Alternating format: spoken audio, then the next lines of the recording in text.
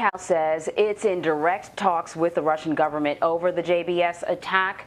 As we mentioned, hackers used ransomware to target the world's largest meat supplier, crippling production across the U.S.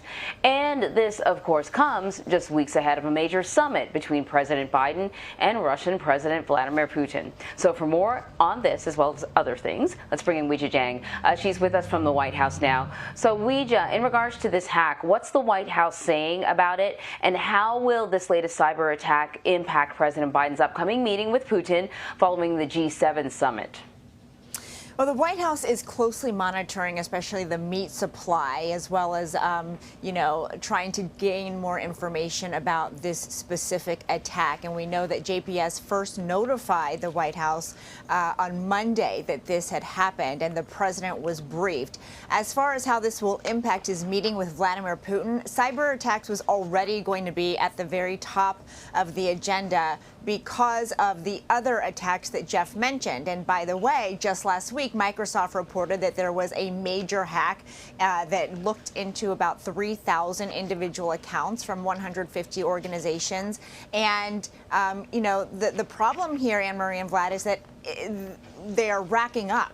And I talked to one cybersecurity expert who said that's because Russia is trying to test the Biden administration to see just how much it can get away with. Because you'll remember that for the SolarWinds hack that targeted about 18,000 U.S. government agencies and companies, private companies that is, after that, the Biden administration sanctioned Russia and expelled some people. And so that was not enough, because we're still seeing these attacks continue, and that's why experts say, they're trying to see how far they can go to glean information about U.S. companies and high-ranking officials.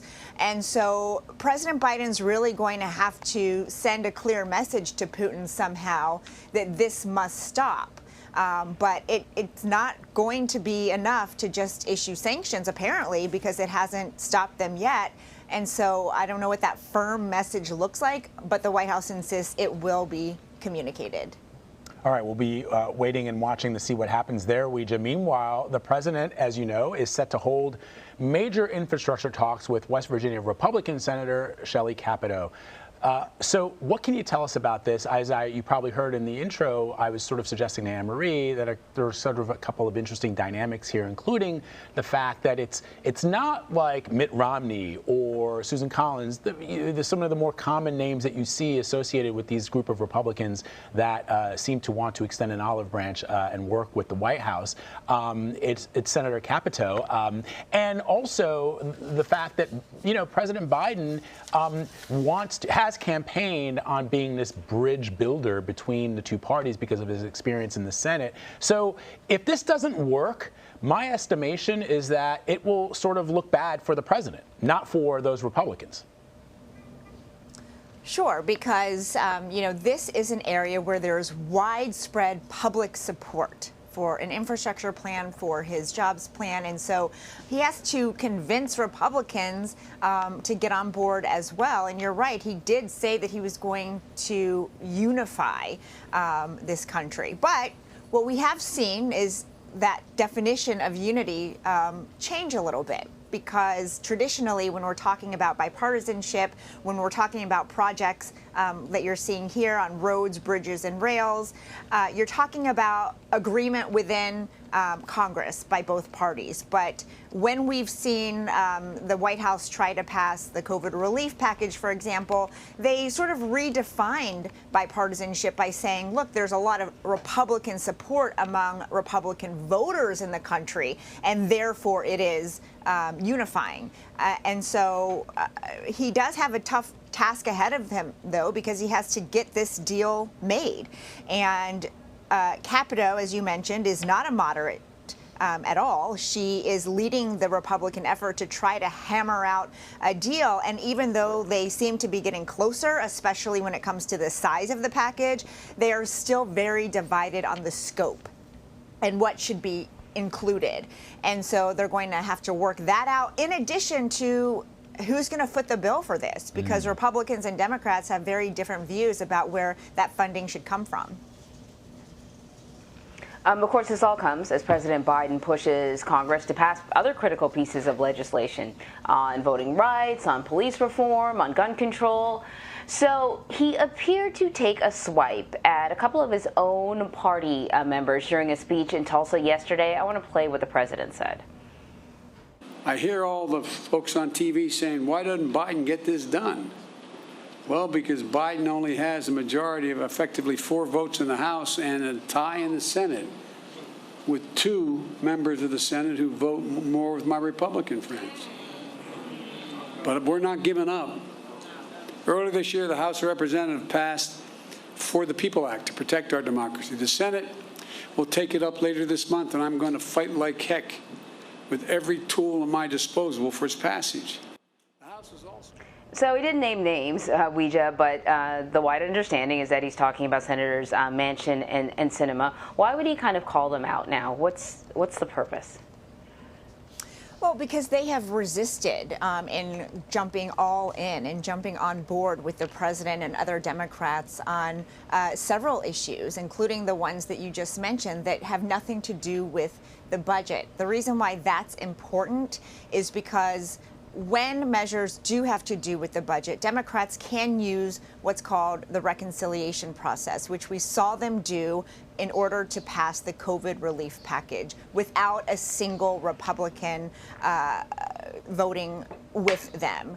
But Manchin and Sinema had to get on board, and it was actually a tough fight to do that.